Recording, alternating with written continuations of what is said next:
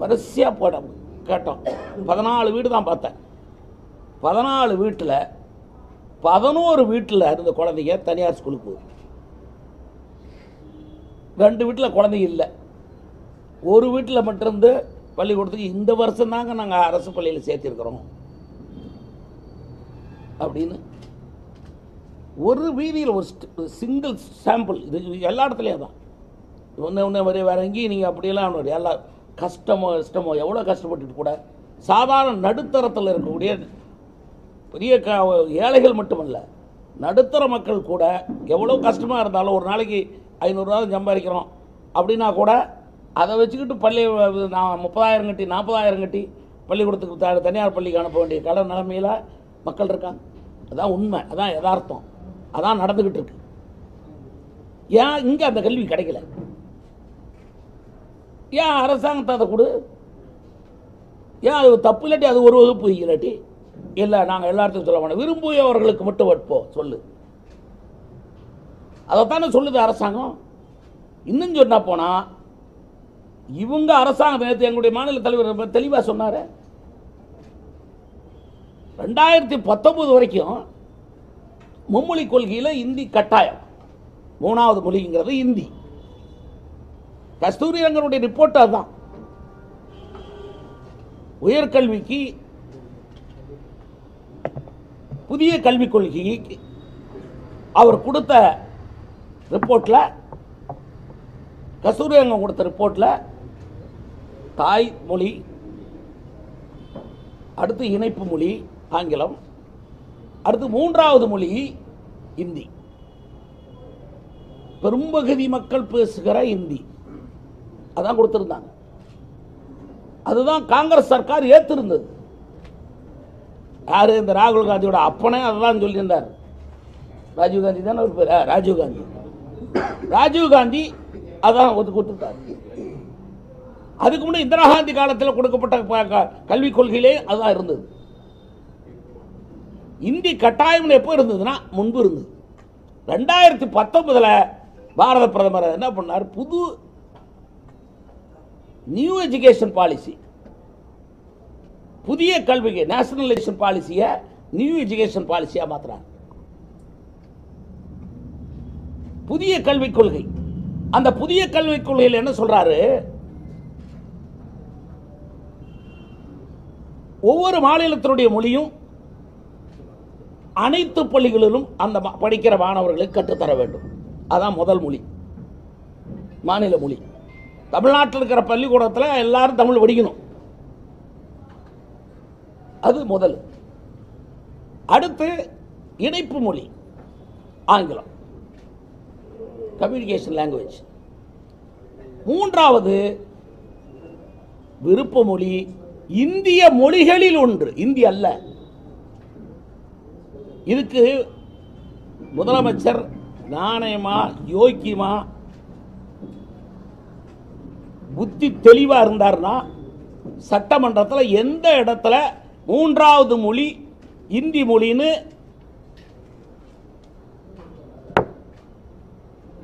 New education பாலிசியில் போட்டிருக்குது அப்படின்னு படிச்சு காமிக்கணும். உங்க மூலமா முதலமைச்சரை கேட்டுக்கிறேன். புதிய கல்விக் கொள்கையில் எந்த இடத்துல 3வது மொழி இந்தி மொழி அப்படின்னு போட்டிருக்கு, படிக்கணும், காமிக்கணும். அப்படி இல்லை நீ அயோக்கியத்தனம் பண்ற. ஒரு இல்லாத ஒண்ண இட்டு கட்டி ஏதோ இந்திய எதிர்ப்பு போராட்டம் நடத்துறேன், இந்திய ஒழிக்கிறேன். யாரும் சொன்னா? அரசாங்கம் சொல்லி இருக்கிறது என்ன சொல்லி இருக்கு? மத்திய அரசாங்கம், இந்திய பேரரசனுடைய ஆணை என்ன? புதிய கல்விக் கொள்கையில் 3வது மொழி இந்திய மொழிகளில் ஒரு மொழி, which was already settled in the schedule. Indian languages,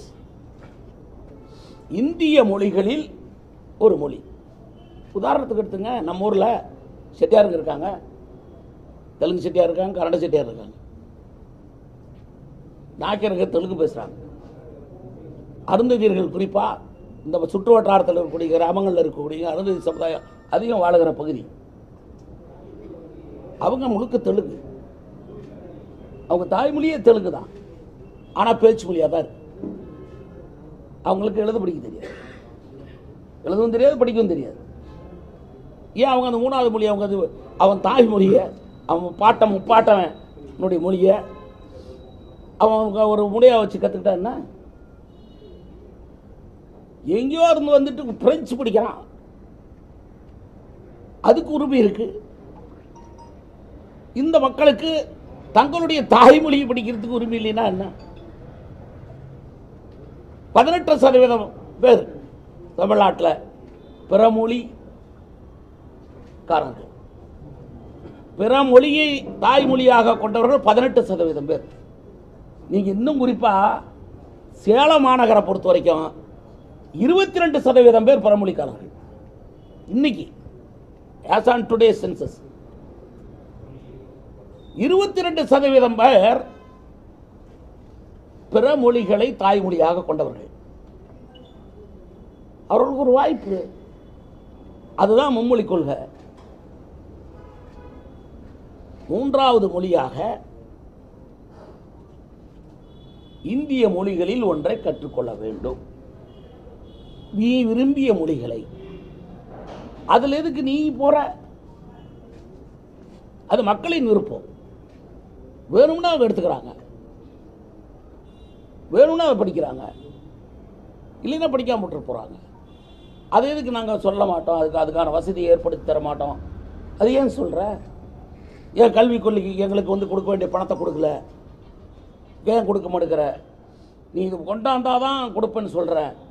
ஆமா, இந்த திட்டத்துக்கு அந்த பணம் நான் ஏற்கனவே சொன்னேன், நம்முடைய பத்திரிகையாளர் சந்திப்பில் தான் சொன்னேன். நவோதயா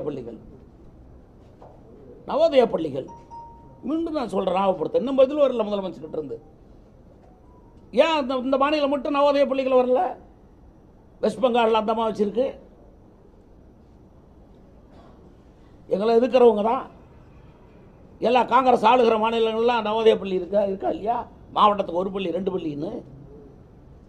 அதுக்கு ஆண்டுக்கு 18,000 கோடி ரூபா வர வேண்டியத.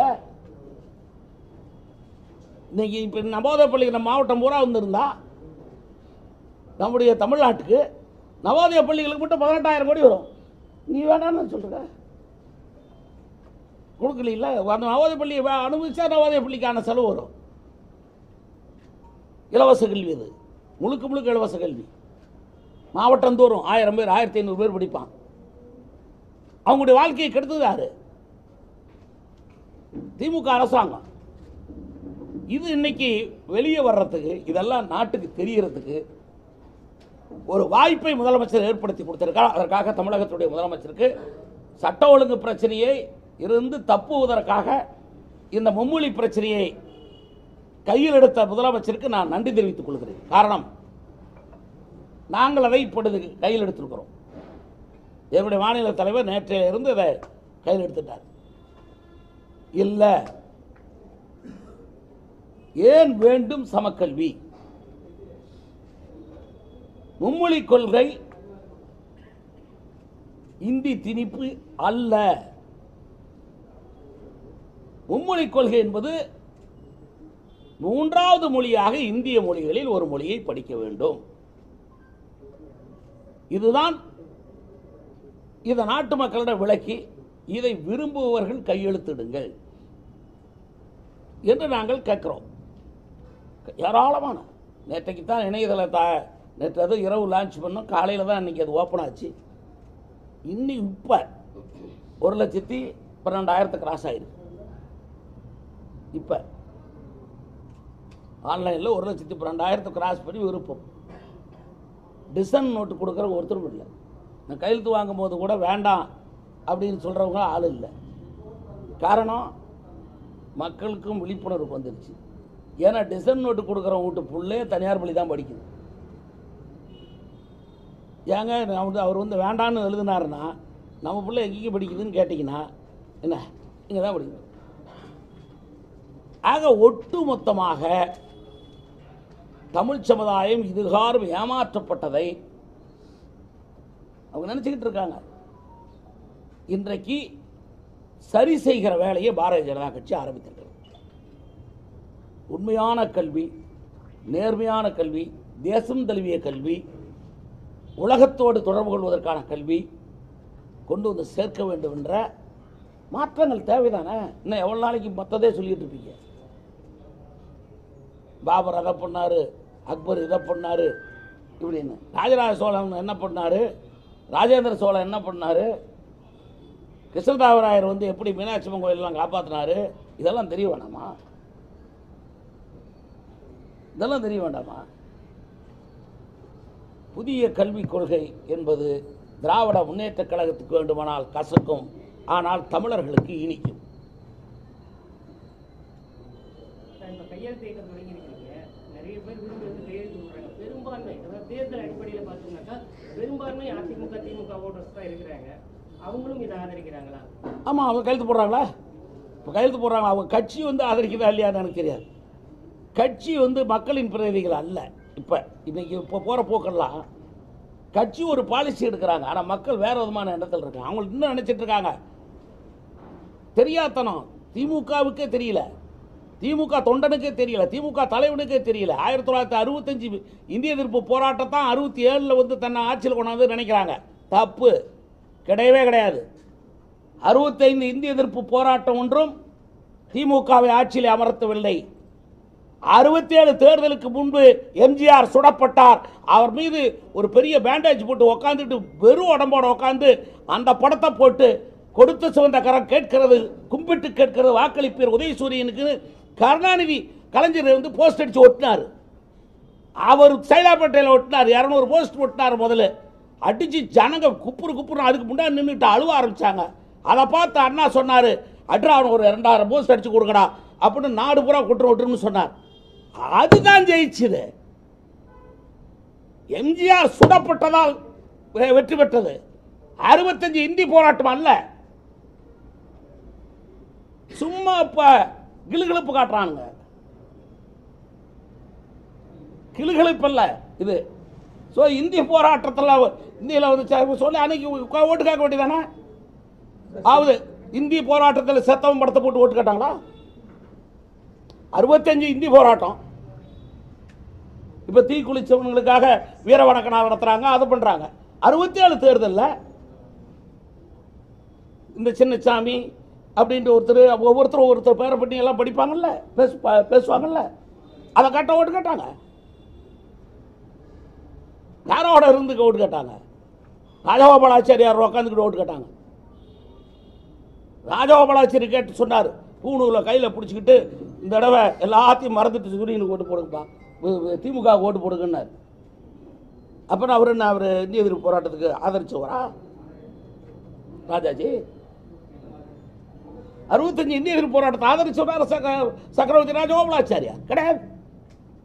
சும்மா தவறான வரலாறு தெரியாதவர்கள் அல்லது வரலாற்றை பற்றி அறியாதவர்கள் இந்த நாட்டை திசை திருப்பிக் கொண்டிருக்கிறார்கள். ஆனா ஒண்ணு உண்மை, இந்த 25ல் நாங்க நடத்துற கையெழுத்து போராட்டம் மும்மொழி வேணுங்கிற போராட்டம் தான் ஆட்சி மாற்றத்தை கொடுத்து பாரதிய ஜனதா கட்சி ஆட்சியில் உட்கார வைக்க போகுது. திமுக மட்டும் சொல்லிட்டு இருக்கிறீங்க, திமுக அதிமுக உங்க கூட்டணியில் இருக்க பாமக எல்லா கட்சிகளுமே இந்த மும்மொழி கொள்கை எதிர்த்து இல்லை. அவங்களுக்கும் நாங்கள் என்ன சொல்லணும்னா, அவங்களுக்கும் வந்து இப்போ புரியாதது தான், முழுசும் புரியாதது தான்.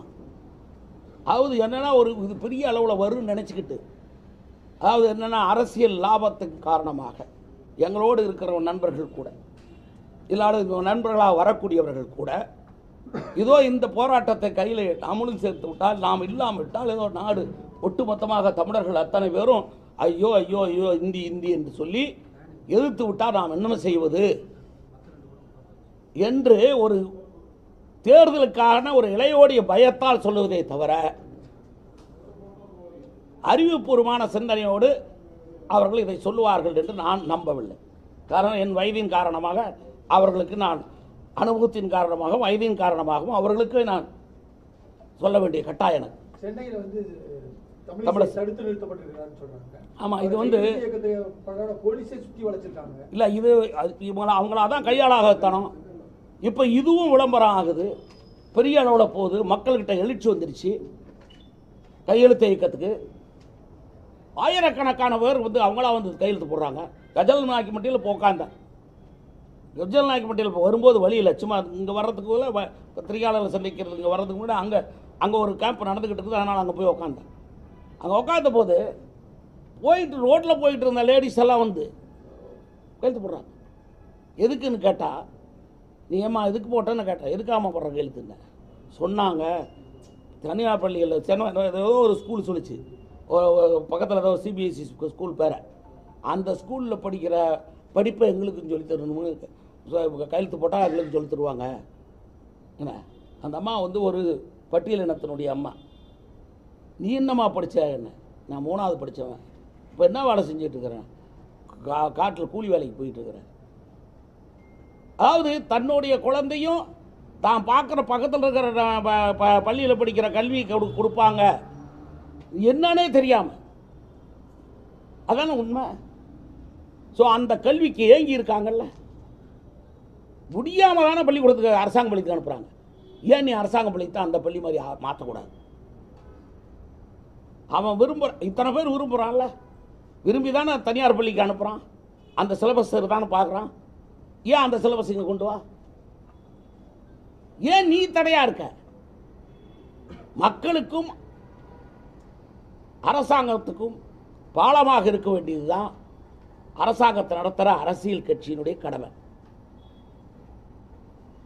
மக்களுக்கும் அரசாங்கத்துக்கும் இடையூறாக இருப்பது தங்களுடைய கட்சியின் கொள்கை இதுதான் சொல்லிவிட்டு கொள்கையை திணிக்கக்கூடாது. நீ இந்தியை திணிக்கிறேன்னு சொல்லிவிட்டு உன் கொள்கையை திணிக்கிற. ஏன்னா இதை வச்சு பொழப்பு நடத்திக்கிட்டு இருக்கோம். இதை வச்சு பொழப்பு. ஐயோ, என் பொழப்புலையே மண்ணள்ளி போடுறியாடா, நான் தமிழின தலைவன்டா, தமிழ்னு சொல்லி பேசிக்கிட்டு இருக்கிறவன், இது எப்படி எங்களுக்கு அப்படின்னு பொழப்புல மண்ணள்ளி போட்டுருவாங்கங்கிற பயம். ஆக இதை நாங்கள் தெளிவுபடுத்த. அதனால தான் நீங்கள் தமிழரசை போயிடணும்னு அங்கே கூட்டம் கூடுது. ரோட்டில் கோயம்பேட்டு பகுதியில் போகும்போது ஏராளமாக வந்து கையெழுத்து போடுறதுக்கு ஒடியாராங்க. அதனால் பார்த்துக்கிட்டு இது விட்டா ஒம்பா போய்டும் பிடிக்கான். கையெழுத்து கேட்கறதுக்கு எதுக்கு அந்த அம்மா வந்து ஒரு கவர்னராக இருந்தவங்க வந்து விருப்பப்பட்டா கையெழுத்து போடுற, கையெழுத்து பிடிச்சி கை நாட்டின இது ரப்பர் ஸ்டாம்பில் ஒட்டி கையில் வச்சுட்டா போகுது. ஜனங்களை பிடிச்சி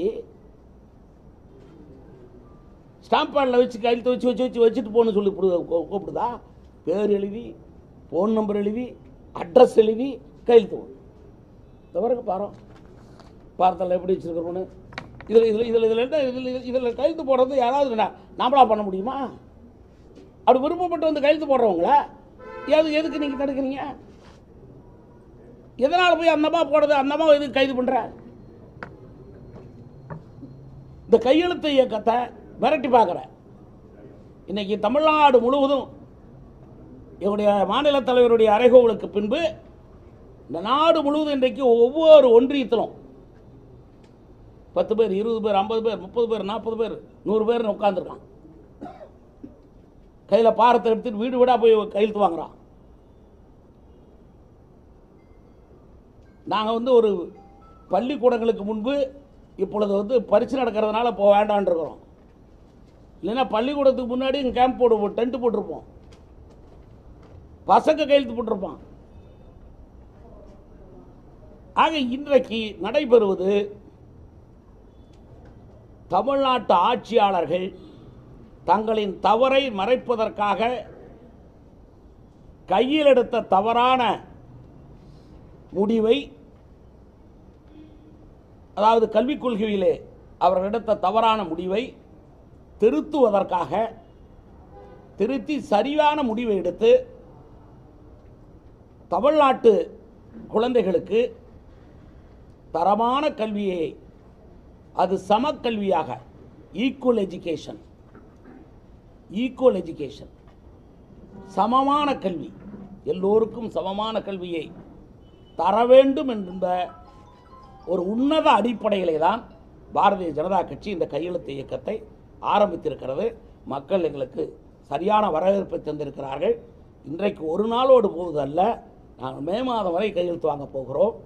இடையிலே ஏப்ரல் 20 ஒவ்வொரு பெருங்கோட்டத்திற்கும் ஒரு மாநாடு அறிவித்திருக்கிறோம். இதற்காகவே மும்மொழி கொள்கைக்கு ஆதரித்து மாநாடு. நாங்கள் மத்திய அரசினுடைய கல்விக் கொள்கையை ஆதரித்து மாநாடு. அந்த மாநாடு நம்முடைய சேலம் பெருங்கோட்டத்தில், அதாவது கரூர், நாமக்கல், சேலம், தருமபுரி, கிருஷ்ணகிரி ஆகிய 5 வருவாய் மாவட்டத்தை உள்ளடக்கிய ஒரு பகுதியில் ஏப்ரல் 19ஆம் தேதி அந்த மும்மொழி கொள்கை மாநாடு நடைபெறுகிறது. மாநில தலைவர் கலந்துக்குவார், மத்திய அமைச்சர்களிலிருந்து ஒரு வருவாங்க, பெரிய பெரிய கல்வியாளர்கள் கலந்து கொள்வார்கள். சேலம் மாநாட்டை பொறுத்தவரை துணைவேந்தர்கள், அதே போல பெரும் கல்வி நிறுவனங்களை நடத்தியவர்கள், அவர்களுக்காக ஒரு தனி செஷன் நடத்தப்படும். அவர்கள் இந்த கொள்கையில் இருக்கிற நன்மைகளை பற்றி நாட்டு மக்களுக்கு விளக்குவதற்கு அவர்களுக்கென்று மாநாட்டிலே அவர்களுக்கு 2 மணி நேரம் அவர்களுக்கு ஒதுக்கப்படும். மும்மொழி கொள்கையை ஏற்றுக்கிட்ட எந்த மாநிலம் வந்து தமிழகத்தோட கல்வியில உயர்ந்திருக்குன்னு பழனிவேல் தியாகராஜன் கேட்டிருக்காரு. நல்லதான், அவர் கேள்வி நல்ல கேள்விதான். எந்த மாநிலம் மும்மொழி கொள்கையை ஏற்றுக்கொண்டதால் எந்த மாநிலம் சீரழிந்து போயிருக்கிறதுன்னு அவர் சொல்லட்டும். இல்லை, நல்லா இருக்கா? நீங்க போய் பாருங்க. இப்ப பாருங்க, கடந்த 3 ஆண்டுகளில் ஏற்பட்ட முயற்சி எவ்வளவு? ஜிடிபி இன்னைக்கு ஏறிடுச்சு சார். ஜிடிபி ஏறிடுச்சு. ஏன்னா நீ உன் பணம் பூரா அவங்க போகுது. அவன் வந்து இங்கே வேலையை செஞ்சு அங்கே அனுப்புகிறான். உங்களுக்கு வந்து பீகாரில் வந்து நீங்கள் பீகாருடைய முன்னேற்றத்தை பற்றி தெரியாமல் பார்க்காம இங்கிருந்து பேசிக்கிட்டு இருக்கார். கரெக்ட். அவருடைய கேள்வி நல்ல கேள்வி. ஆனால் அவர் வந்து அமெரிக்காவிலேயே அவர் நடத்துகிற நிறுவனங்களை வந்து சரியாக நடத்த முடியாமல் விட்டு வந்தார். இங்கேயும் அவர் ஃபைனான்ஸ் மினிஸ்டராக இருந்து ஏன் நீ ஒன்றும் இல்லைடா டோப்பாடா அப்படின்னு சொல்லி நம்ம டோப்பா அவரை வந்து டப்பாவை கழட்டி விட்டார். ஏன்னா இல்லை நல்ல அறிவாளியாக இருந்தால் ஃபைனான்ஸ் மினிஸ்டரை வச்சுருப்பார்ல. அவர் கேட்குற கேள்வி நல்ல கேள்வி. அதான் வேலைக்கு வந்து நீங்கள் கூட திரையேடல் ஓடி திரைவழிந்தாடுன்னு சொன்னோம். வேலைக்கு வந்து அவனை தகுதி இருக்குதான் அந்த வேலையை வந்து செய்கிறான். ஜின்னிங் தெரிஞ்சால் தான் ஜின்னிங் மில்லில் வேலை செய்ய முடியும். ஸ்பின்னிங் தெரிஞ்சால் தான் ஸ்பின்னிங் மில்லில் வேலை செய்ய முடியும். நூக்க தெரிஞ்சால் தான் நூல் மில்லில் வேலை செய்ய முடியும்.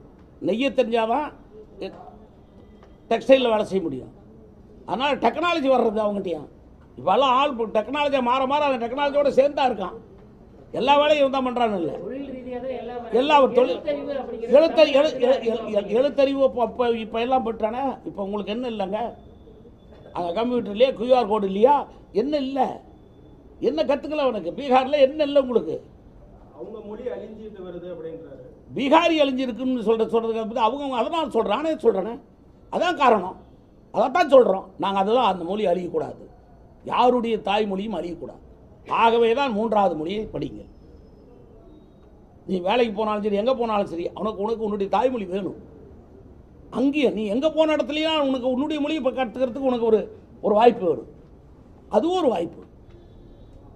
நமக்கு ஒரு பிணைப்புக்கான ஒரு வாய்ப்பு, அவர்களுக்கு வாழ்வாதாரத்துக்கான வாய்ப்பு.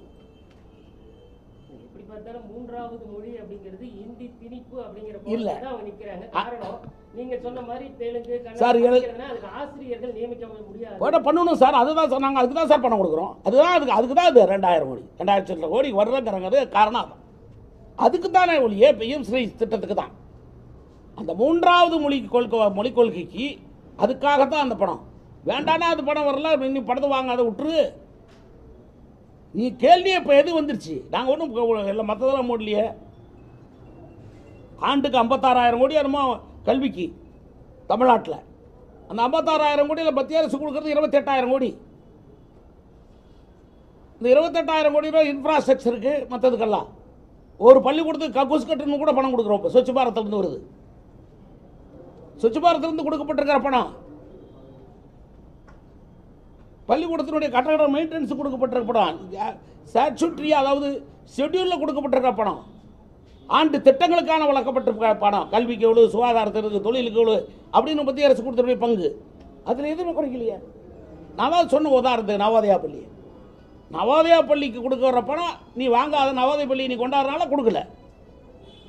அதே மாதிரி இது மும்மொழி கொள்கைக்கு இது ஏற்றுக்கிட்டா கொடுக்குறோன்னு சொல்கிறான். இந்த திட்டத்தில் இருக்குது இது, அவ்வளோதான். உனக்கு இந்த திட்டம் வேண்டாங்கிறீங்க, எப்படியே பணமே அப்படியே சொல்கிறார் முதலமைச்சரும்.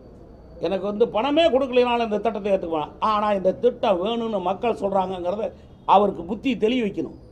அதுக்கு தான் நான் கையெழுத்து. நீ திட்டம் வேண்டாங்கிற, ஆனால் மக்கள் வேணுங்கிறாங்க, என் புள்ள படிக்கணும்னு கேட்குது, உன்னை தெளிய வைக்க வேண்டிய பொறுப்பு எங்களுக்கு. ஒரு முதலமைச்சர் நியாயமாக முதலமைச்சருக்கு மக்களை தெளிய வைக்கணும். இப்போ நாங்கள் மக்கள் முதலமைச்சரை தெளிவுபடுத்த வேண்டியிருக்குது, தெளிய வைக்க வேண்டியிருக்குது. அது எப்படி தெளிய வைக்கிறதுன்னு ஒரு பாடம் போட வேண்டியிருக்கு. அதையும் மாற்றணும்னு தான் இப்போ தமிழிசை கைது பண்ணுறாங்க. இதுக்கும் போய் நாங்கள் கையெழுத்து வாங்கி கொடுக்குறோம், வாங்கி பார்த்துட்டாவது எவ்வளோ பேர் ஆதரிக்கிறாங்கன்னு கூட நீ உனக்கு தெரிஞ்சுக்கலாம்ல. நீ மாறுறதுக்கு இந்த மக்கள் என்ன விரும்புகிறாங்கன்னு தெரிஞ்சுக்கிறதுக்கு சொல்லு. பொய் கையெழுத்து போடுறாங்க, திருப்பி போடுறாங்க, மாற்றி போட்டுக்கிறாங்க, அப்படியாவது ஏதாவது சொல்லு. அதை விட்டுப்பட்டு ஏன் கையெழுத்து வாங்குறதே இப்போ தடுக்கிற? ஏன் கையெழுத்து வாங்குறத தடுக்கிற? பயம்.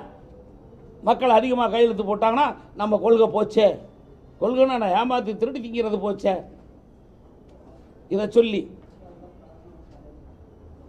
ஆக ஒன்று மட்டும் நிச்சயமாக தெளிவாக பாரதிய ஜனதா கட்சி இன்றைக்கு களத்தில் இறங்கிருச்சு. எங்களுக்கான கொள்கையை நாங்கள் சொல்கிறோம். எங்களுக்கு நாங்கள் உண்மைதான், எங்களுக்கு தேசியம்தான், தெய்வீகம்தான். தேசியமும் தெய்வீகமும் எங்களுக்கு 2 கண்கள் தான்.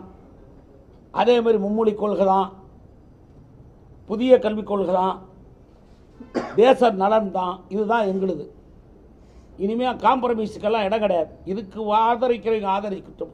இந்த ஆதரவை வைத்து நாங்கள் ஆட்சிக்கு வந்தால் அதுதான் எங்களுக்கு நிலையானதாக இருக்க முடியும். ஆக அவர்கள் எங்களோடு இருப்பவர்கள் அப்படி நினைக்கிறார்கள், இவர்களோடு இருப்பவர்கள் இப்படி நினைக்கிறார்கள். அந்த கதைகளுக்கெல்லாம் இனிமேல் பாரதிய ஜனதா கட்சி போக தயாராக. நாங்கள் யாருங்கிறத நாட்டுக்கு தெரியணும், நாடு எங்களையும் புரிஞ்சுக்கணும். தெளிவாக நாங்கள் அது எப்போ அந்த ஆதரவு வந்து சேரும்னு அமைச்சரை வன்மையாக கண்டிக்கிறேன். கண்டிப்பதோடு மட்டுமல்ல, பயத்தின் உச்சத்தில் போய்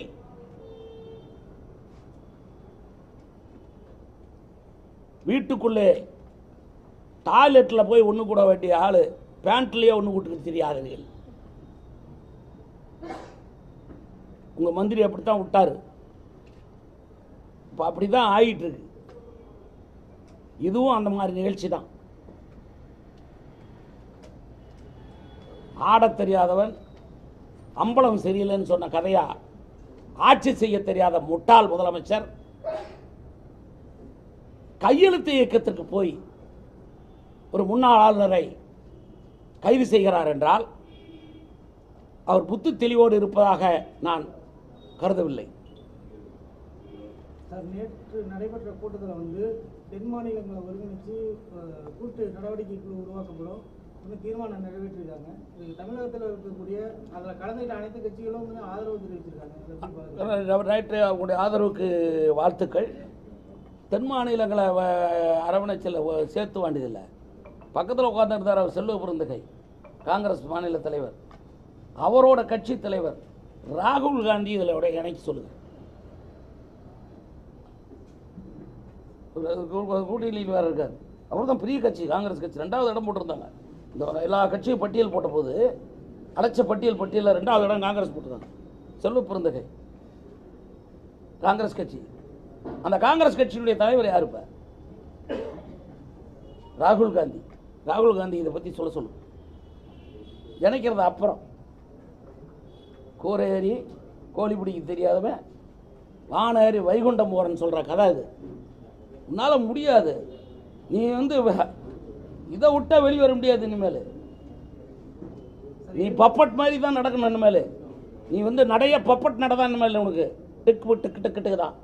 என்ன தலை ரொம்ப வேகமாட்டு உள்ளுக்குள் இருக்கிறது இல்லைன்னு எனக்கு தெரியும். ஆனால் அதுக்கு மேலே இருக்கிறது வெளியே விழுந்துடும். அதனால் போய் தென் மாநிலங்களை இணைக்கிறேன். எந்த மாநிலத்துக்கு போய் இணைப்ப? சந்திரபாபு நாயுடு நீ சொல்றதை கேட்டு வந்து உட்காந்துட்டு போறாரா? தமிழ்நாட்டில் எதிர்க்கட்சியாக அதிமுகவும் ஆதரவு தெரிவிச்சிருக்கு. சில திருத்தம் கூட அதில் செஞ்சிருக்காங்க. அதான் இன்னும் அதிக இன்னும் இப்போ சில திருத்தங்களை சொல்லியிருக்காங்க. இன்னும் அடுத்த கடைசி தீர்மானமே திருத்தத்துக்குரியதுன்னு சொல்லுவாங்க. தீர்மானமே திருத்தம் சொல்லிருக்காங்க. அடுத்த தீர்மானமே திருத்தத்துக்குரியதும்பாங்க. அவங்களுக்கும் புரியாதுதான், அவங்களும் நினச்சிக்கிட்டு இருக்கான். ஏன்னா இதிலிருந்து போனவன் பாதி பேர் அங்கே உட்காந்துருக்கான். அவன் நினச்சிக்கிட்டு இவங்க நினச்சிக்கிட்டு இருக்காங்க. திமுக ஆள்றது யாரு? அதிமுக தான். அதிமுக இருந்து போனவன் தான் திமுக வாழ்றான். ஆக அதனால அவங்களுக்கு ஒன்றும் வித்தியாசம், அவங்க போனில் பேசிக்குவாங்க. அதனால இப்படி இப்படின்னு அதெல்லாம் மாறிடுவாங்க. அதெல்லாம் ஒன்றும் பெரிய பிரச்சனை கிடையாது. எல்லாம் மும்மொழி கொள்கை வேண்டாம் வேணாம்னு சொல்றாங்க. ஸ்டாலின் அவர் வீட்டில் என்ன பேசுறாரு, KN நேரு அவர் வீட்டில் என்ன பேசுறாரு? தெலுங்கு பேசுகிறாங்க, எல்லாம் தெலுங்கு தான். அதான் நான் சொன்னேன், முன்னே சொன்னேன் எல்லாம். ஏங்க நான் அதுக்கு தாங்க நான் முன்னே சொன்னேன், அவங்களெல்லாம் சொல்லாமல் மொத்தமாக சமுதாயத்தையும் நான் சொன்னேன். 22% பேர் நம்ம சேலம் மாநகர் இந்த டவுனுக்குள்ள 22% பிறமொழி தாய்மொழியாக கொண்டவர்கள். நீ ஒரு நீண்ட காலமாக அவங்களுக்கு அந்த வாய்ப்பு இல்லாத அவங்க தாய்மொழியில் எழுத தெரியாது, படிக்க தெரியாது. தெலுங்கு பேசுவான். இவர்கிட்ட போய் தெலுங்கு பேப்பர் கொடுத்தா KN படிப்பாரா? இந்த வீட்டில் பேசுவார். வீட்டில் இல்லை, எல்லாத்தையும் பேசுவார். வேற வீட்டில் வெளியே நீங்கள் தெலுங்காக இருந்தால் உங்கள்கிட்ட தெலுங்கு தான் பேசுவார். நீ அதுவும் மணவாடா அப்படி அவங்க மணவாடுன்றுவாங்க என்ன. ஆக அதெல்லாம் எல்லாரும் பேச்சு மொழி மட்டும்தான் இருக்குது. அதில் ஒன்றும் தவறு இல்லையே, நாங்கள் தவறுன்னு சொல்லலை. அவர்களுக்கும் அது அவர்களுடைய விருப்பத்தை நிறைவேற்றும். மீண்டும் பாஜக அதிமுக கூட்டணி அப்படிங்கிற ஒரு விவகாரம் ஒரு விரைவில் உங்களுக்கு அதெல்லாம் தெரியும். தேர்தல் தேதி அறிவிக்கும் போது எந்தெந்த அரசியல் கட்சி என்னென்ன ஓடாரில் சேர்றாங்க அதெல்லாம் தெரியும். அதெல்லாம் உங்களுக்கு தெரியாமல் நான் கூட்டணி அமைச்சர் போகிறோம். எல்லா பத்திரிகையாளர்களோடவும் ஊடகவியலாளர்களோட சேர்ந்து யார் போய் பேச்சுவார்த்தை நடத்துகிறாங்க, எங்கே நடக்குது, யாருக்கு எவ்வளோ சீட்டு, இதெல்லாம் அப்போ வந்துடும். இப்போ அவசரம் இல்லையே, 2026 தானே. இப்போ போய் கூட்டணி பற்றி பேசி இல்லை எந்த கட்சி எங்கே சேருதுங்கிறதெல்லாம் இப்போலாம் அவசியம் இல்லையே, எந்த அவசியமும் இல்லை. அவங்களுக்கு பயத்தில் ஆடுறாங்க. இப்போ அவ்வளோதான். இப்போ பாருங்க, ஒன்றும் இல்லை, யாரோ சீட்டு எண்ணிட்டு வந்து சொன்னாங்கிறாங்க. 843னா இவ்வளோ கணக்கான், இப்போ இருக்கிற கணக்குனா இவ்வளோ கணக்கான். நாடாளுமன்றத்தில் 2 அவையிலும் இருந்தவன் நான். சீட்டு என்ன 8 இன்ச்சில் உட்காரவனா இருக்கிறான், என்ன மாதிரி இருந்தால் எனக்கு 26 இன்ச்சு வேணும் என்ன. சீட்டு கணக்கு இவ்வளோ அகலம் இருக்குது, இவ்வளோ அகல நீளம். அப்போ 846 பேர் சீட்டாட்டு இருக்குது, அதுக்காக கணக்கு போடுறோம். ஒன்றும் அறிவிப்பு இல்லை, மத்திய அரசு அறிவிக்கலை, ஒன்றும் இல்லை. இந்த நேரத்தில் போய் என்ன எதுக்கு? இப்போ சாதாரணமாக உங்களுக்கு எப்பவுமே ஒரே நாடு ஒரே தேர்தல், அதுக்குன்னு ஒரு கமிட்டி போட்டோம். முன்னாள் ஜனாதிபதியில் இது பண்ண வச்சோம். அவர் தான் அது கமிட்டிக்கு தலைவர். அவர் எல்லாத்தையும் வச்சு பண்ணார். ஆனால் இதுக்கு என்ன அறிவிப்பு வந்திருக்கு? இல்லையே, அறிவிப்பே வெளியே வராமல் ஏன் போய் தடுமாறுறீங்க? இது போயிடுச்சு. எது? மும்மொழி கொள்கை, இந்திய எதிர்ப்பு, இந்தி ஒழிப்பு, நாங்கள் போராட்டம் நடத்த போகிறோம், மாணவர்கள் நடத்த போகிறோம், கருப்பூடி கட்ட போகிறோம், அங்கே போகிறோம் இங்கே போகிறோம்னு சொன்னது பூரா அடிவிட்டு போச்சு. தூண்டுனானுங்க, போய் பள்ளிக்கூடமாக தூண்டானுங்க. எல்லா வேலையும் பார்த்தாங்க. அரசாங்கமே ஒரு போராட்டம் வெடிக்கணும் அப்படின்னு முடிஞ்சு போச்சு. ஏன்னா அவனுக்கு விருப்பமே இல்லை, அவன் வைத்தறிச்சலில் இருக்கிறான். ஏன்டா நான் தனியார் பள்ளியில் இவ்வளோ வசதியாக இருக்கிறான், எனக்கு ஒரு வசதியே இல்லை, எனக்கு படிக்க வாய்ப்பு இல்லைன்னா அவனே கோபத்தில் இருக்கான். அவன் உனக்கு வரான் போராட்டத்துக்கு. அது முடிஞ்சு போனோன்னு இதை கையில் எடுத்துக்கிட்டாரு. அவங்க தேடி அலையிறாங்க, போராட்டங்களை தேடி அலையிறாங்க, மத்திய அரசுக்கு எதிரான வாதங்களை வைப்பதற்காக தேடி அலையிறாங்க. தேடல் நிற்காது. 26 தேர்தல் முடிவு வர்ற வரைக்கும் தேடிக்கிட்டே இருக்க வேண்டியதுதான். முதலமைச்சர் தேடிக்கிட்டே இருக்க வேண்டியதுதான். அவர் நினச்சிக்கிட்டு இருக்கார் எல்லாம் சிதறுண்டு போயிருக்காங்க, ஜெயிச்சிடலான்னு. நடக்கும் பாருங்க, பிரளயம் நடக்கும், மிகப்பெரிய பிரளயம் நடக்கும். சரி, வணக்கம், ரொம்ப நன்றி.